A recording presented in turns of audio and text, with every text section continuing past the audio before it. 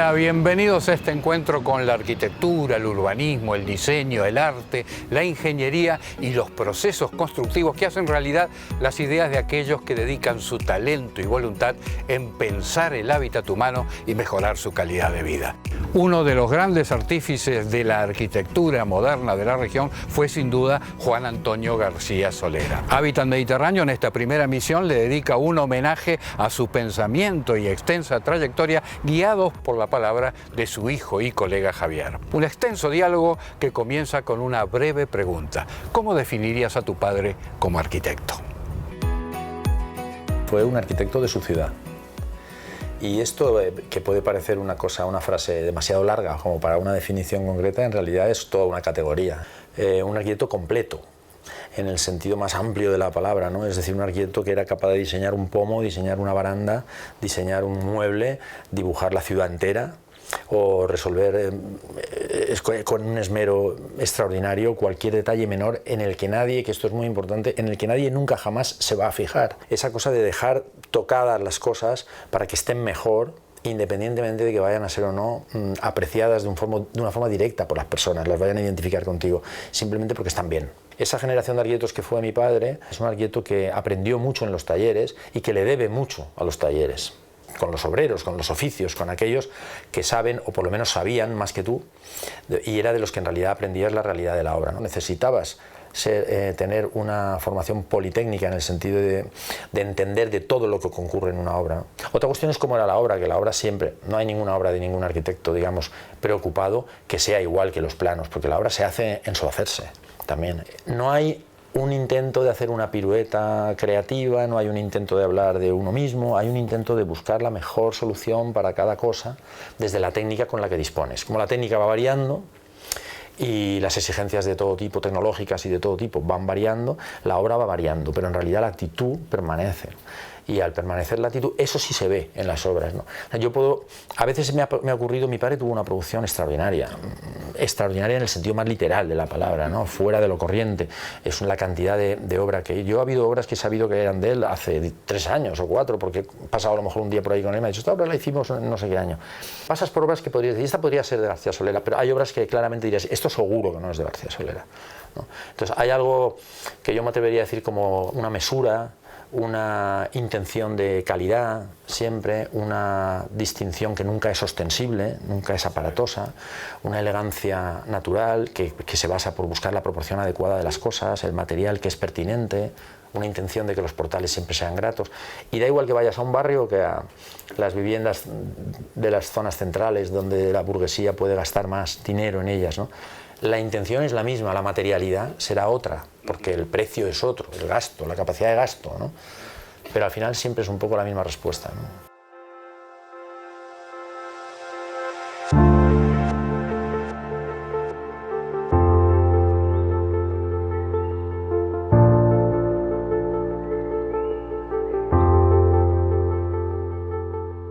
Y yo creo que hay una forma de responder a las obras que se puede ver de mi padre, desde las primerísimas casas que hizo unifamiliares, el CESA o estas obras, o el Complejo Vista Hermosa, que son obras muy enmarcadas en un momento concreto de la arquitectura, de la historia de la arquitectura, por decirlo así, porque ya pertenecen a la historia de la arquitectura.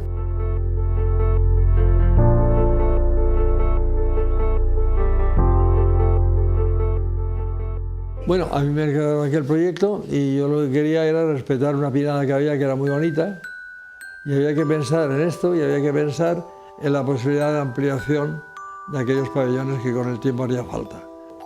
Y además pensando en la topografía, que es muy suave, pero hay cierto movimiento, pues hice ese proyecto. Y ese proyecto se realizó y lo han conservado muy bien. Pero fue un proyecto muy querido por mí, era muy simple, ¿eh? En el que empleé una cantidad de materiales que no estaban muy usados entonces. Y claro, introducir arquitectura muy simple, como hice yo con el CESA, pues porque lo aceptaron por la calidad del cliente que sabía entenderlo. Esa es una lucha de la visión que teníamos una generación y otra sobre la arquitectura. Yo di clase en ella recién terminada la carrera, que yo fue en el 84 y mi padre había terminado esa obra, si no recuerdo mal, en el 66, 67, por ahí sería 65, 68, algo así. Es decir, ya 20 años después, y era un sitio extraordinariamente excepcional para estar allí, para dar clases, para estar a gusto, para estar bien, para lo que se hizo. Y seguiría siendo igual ahora. Tú visitas aquello y sigue siendo un lugar.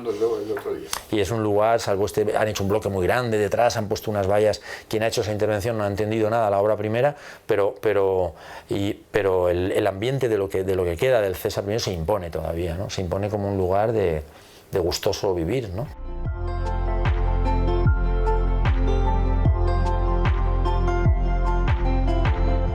Esa protección del habitante que está ahí en esa promenada cubierta, de alguna manera está presente en Vista Hermosa en el conjunto, ¿no? Lo mismo, claro, es esa tiene una misma aroma. Un aroma, una sintonía, ¿no? Sí, exactamente, así es. Son dos obras además muy próximas en el tiempo.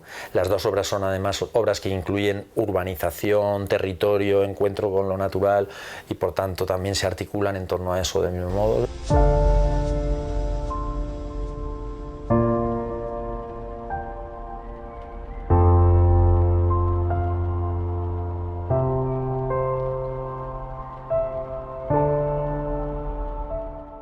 El complejo Vista Hermosa tiene una relación con el paisaje muy intensa, se eleva en la zona de la carretera, baja en la zona que va hacia la huerta, tiene toda esa intención de privilegio del peatón, de las zonas comunes, es decir, es una obra que la podrías contar sin enseñarla y podría ser extraordinariamente contemporánea, y hace ya 50 o 60 años que se hizo, ¿no?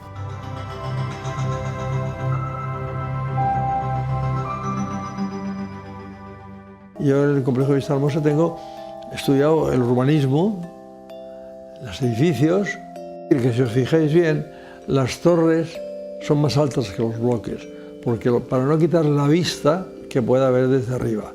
Está todo orientado hacia el sur.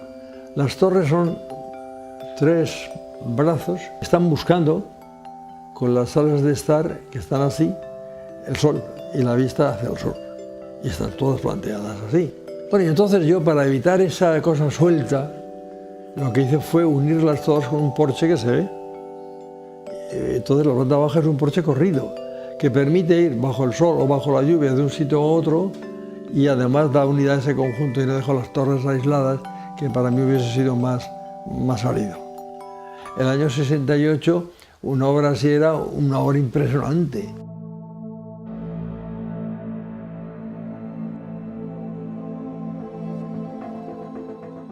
Sería todas las aspiraciones que tiene la ciudad contemporánea, al final, densidad para minimizar costes y para ser más sostenible, digamos, es decir, hay densidad porque hay altura y pero está ordenada de forma que se relaciona con el medio ambiente, se la barren los vientos, lo peatonal está primado por encima de lo vehicular siempre, ¿no? Es decir, vas estableciendo una serie, es comunal, tiene mucho que compartir, es población suficiente como para pensar que es un barrio, que no estamos hablando de una pequeña urbanización con una piscina cerrada, todo eso es banal al lado de lo que supone el complejo. Aquellos porches que recorren las zonas de los niños y tiene su restaurante, y tiene sus pequeños locales para tiendas, y tenía un pequeño banco, y tenía un estanco, y tenía una peluquería, y tenía una frutería, y tenía una... Es decir, tenía una previsión de todo lo que un barrio puede necesitar a nivel micro.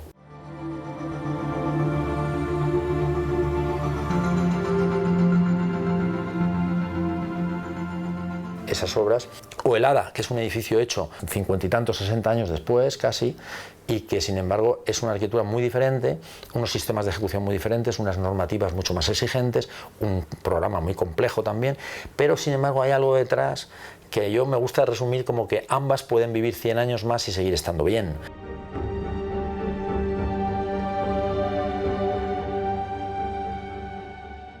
Yo he ido simplificando mi arquitectura a lo largo de mi vida profesional, siempre. Yo cada vez las cosas son más depuradas, me gustan más simples. Yo he ido siempre a simplificar.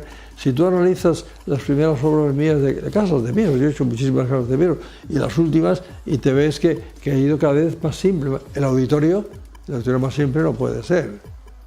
Muy simple, de líneas, de volúmenes. Lo que ocurre es que la simplicidad es más difícil, ¿eh? Y no se trata de que seas más o menos capaz, que también, sino que hay que ir depurando lo que haces y dándote cuenta de lo que puedes modificar y el próximo proyecto modificarlo. Y yo siempre he ido a hacer cosas muy sencillas, es lo que me gusta además. Los dos últimos proyectos que yo he hecho son para mí los más interesantes, ¿eh?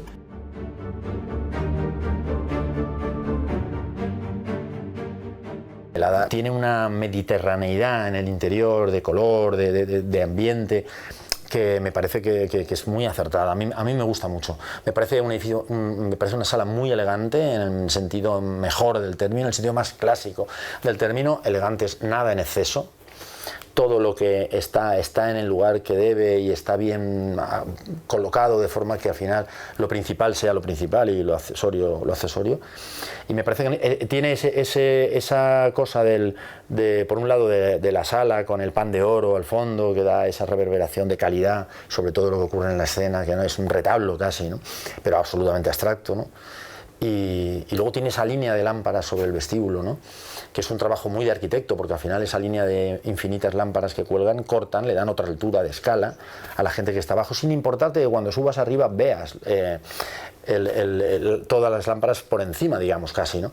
Eso no es algo que me parece que son cosas esas pequeñas que hablábamos antes, pero que son muy importantes cuando uno las sabe trabajar bien para que la arquitectura finalmente tenga esa sensación de gratificante que te puede dar, que no es otra que la de acoger bien, ¿no?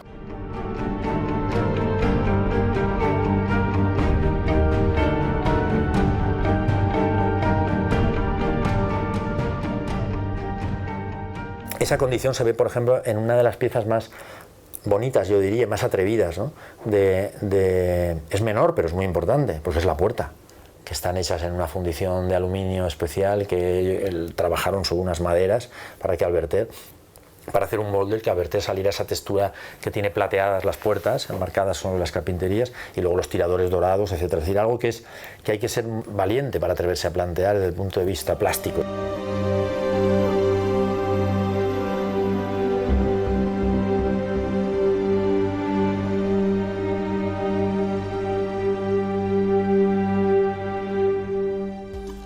Y si me dijesen, como me dijo alguien una vez, que yo eligiese un solo proyecto de los que he hecho, yo elegiría la Cámara Comercial.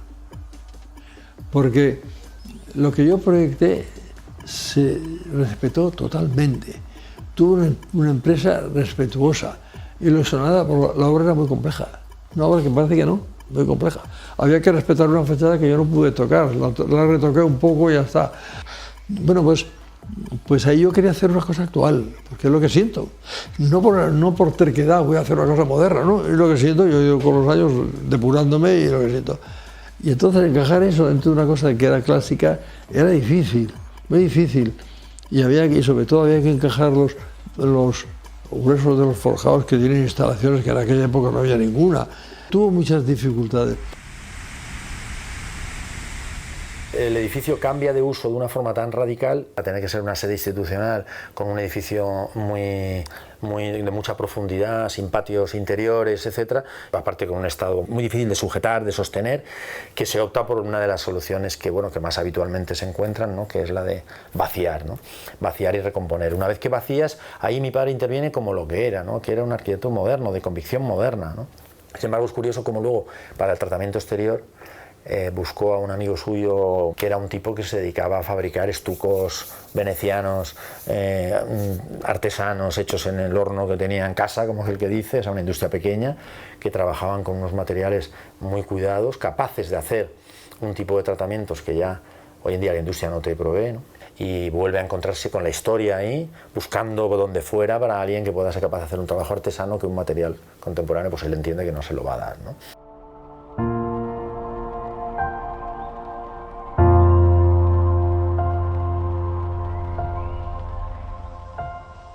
Esta profesión mía es apasionante.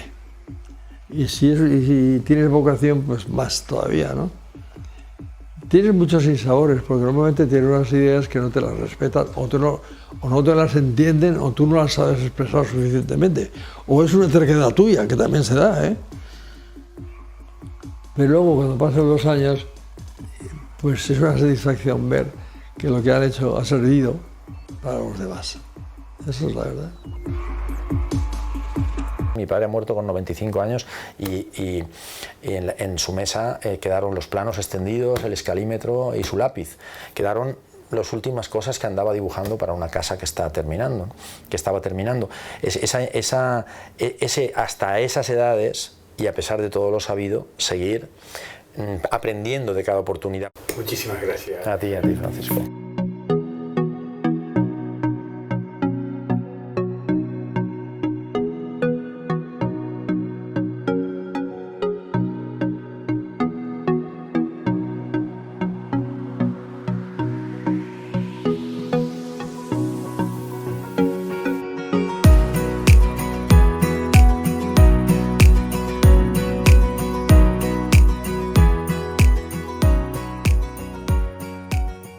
El Colegio Territorial de Arquitectos de Alicante, conmemorando el Día Mundial de la Arquitectura, que coincide con el del Hábitat, organizó una semana de recorridos por diversos lugares de la provincia con eventos, conferencias, exposiciones y también un homenaje a Juan Antonio García Solera. Los acompañamos en esa movida y a partir de este momento compartimos con vosotros una síntesis de lo registrado.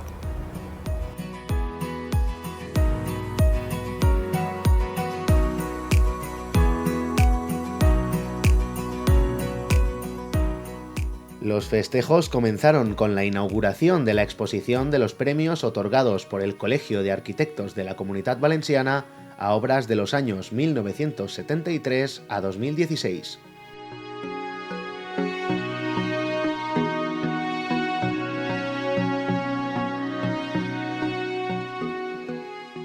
Hoy inauguramos de forma simultánea en los 3 colegios territoriales, en Alicante, Valencia y Castellón, y se otorgan también una serie de premios.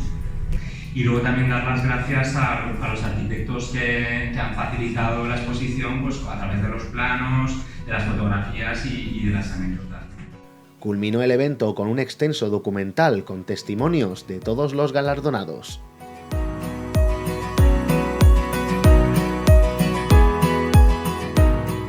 Al día siguiente, en una recorrida por Cocentaina, se colocó la placa Docomomo, provincia de Alicante, al edificio Merín, realizado en 1930 por Vicente Valls Gadea. La jornada incluyó diversas visitas a espacios de la ciudad, concluyendo con una charla sobre bioconstrucción. El jueves 3 se realizó una visita guiada en Benidorm, recorriendo el Paseo de Poniente de Carlos Ferrater y el edificio del Ayuntamiento, explicado a los presentes por su autor. Hábitat Mediterráneo tuvo oportunidad de realizarle una extensa entrevista al arquitecto catalán, la que integrará un futuro programa, de la cual extractamos esta breve descripción de lo proyectado. Son formas del azar, del caos. Las trazamos con un cúter y un lápiz. Pero, claro, estructuralmente tienen un soporte, una inercia estructural extraordinaria debido a las formas cóncavas y convexas, ¿no?, que en sí mismas ya son resistentes. Culminó la jornada con una brillante y emotiva conferencia donde Ferrater contó detalles inéditos de cómo se realizó el proyecto junto a su socio y yerno Xavier Martí. Los días siguientes continuaron con visitas a Pura Arquitectura por diferentes ciudades provinciales, recorriendo obras con talleres infantiles, conferencias y exposiciones de los premios Colegio de Arquitectos de la Comunitat Valenciana. El lunes 7, Día Mundial de la Arquitectura, en el auditorio del Colegio Territorial de Arquitectos de Alicante, se realizó un homenaje a Juan Antonio García Solera. Los arquitectos Francisco Martínez Pérez y Justo Oliva Meyer hicieron una reseña de su trayectoria. Finalmente, su hijo Javier, a quien entrevistamos en el comienzo del programa, cerró el evento con una conferencia en la que abordó aspectos sobresalientes de su personalidad.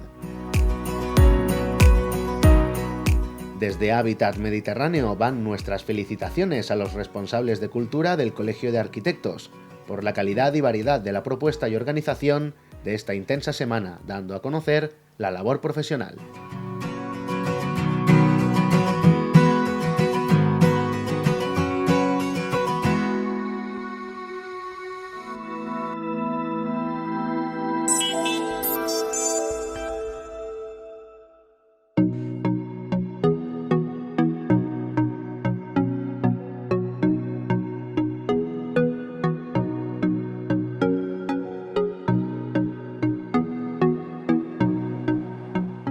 El mundo de la formación profesional se renueva permanentemente.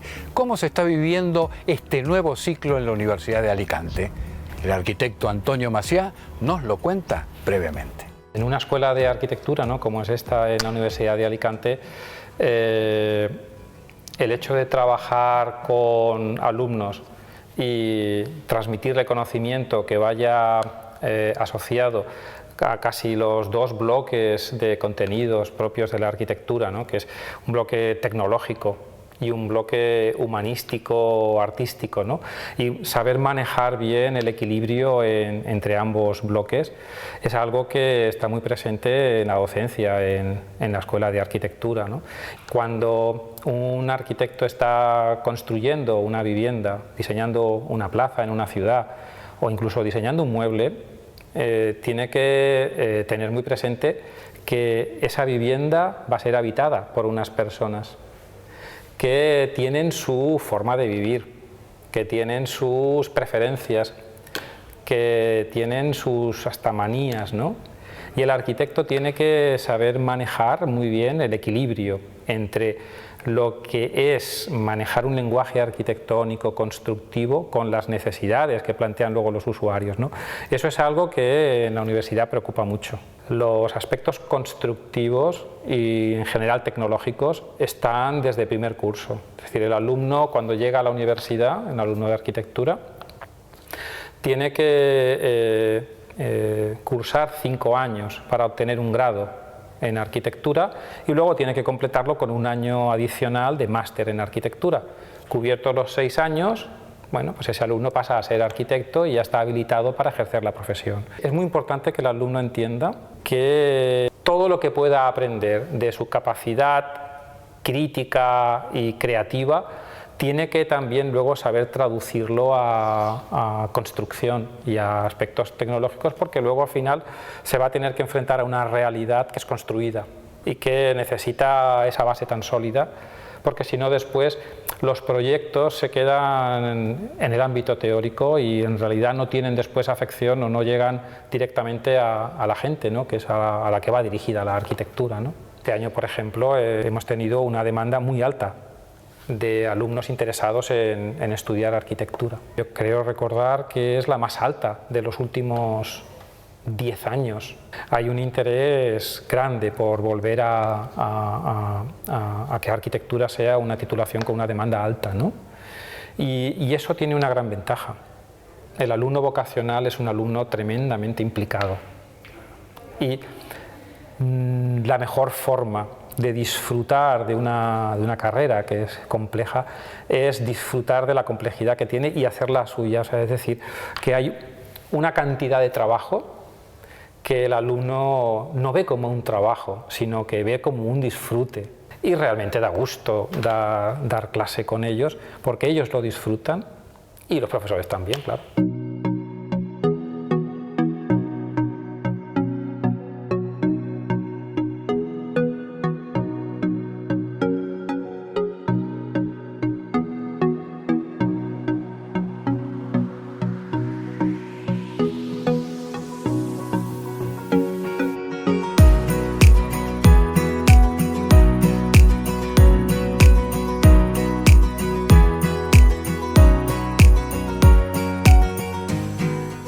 La responsabilidad de las empresas proveedoras de la construcción no solamente se concentra en aportar productos al mercado, sino que también le presta especial atención a la seguridad de sus trabajadores, tanto sea en el proceso industrial como en la manipulación de esos productos. Tal es el caso del Centro Tecnológico del Mármol, que presentó su proyecto Safe Place en la flamante aula recientemente montada por Mármol Spain en sus instalaciones en Novelda.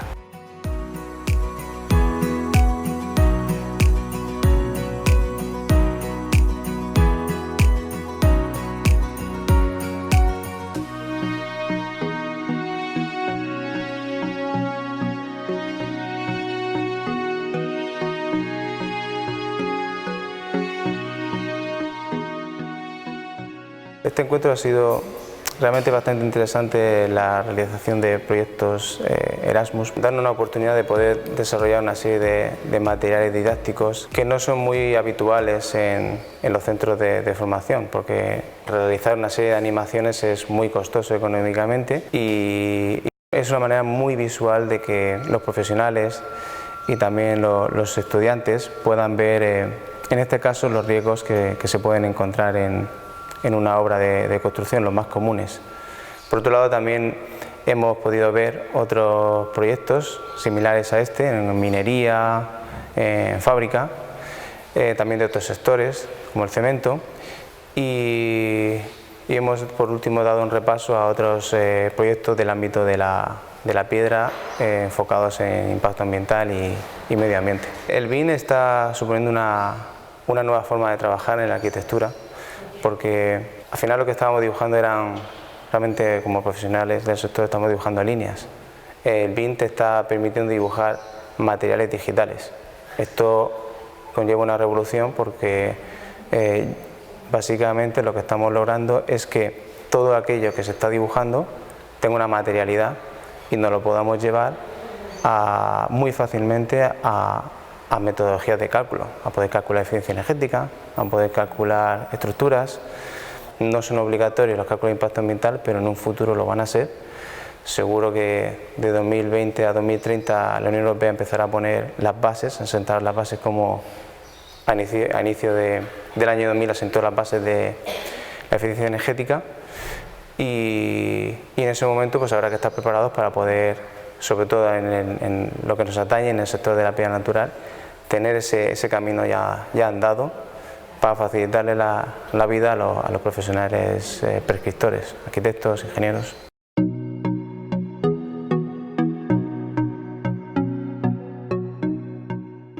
Y llegamos al final. Esperamos haya sido del agrado de todos ustedes. Por nuestra parte, nos volveremos a encontrar con la arquitectura, la ingeniería, el urbanismo, el diseño y los procesos constructivos en cualquier momento.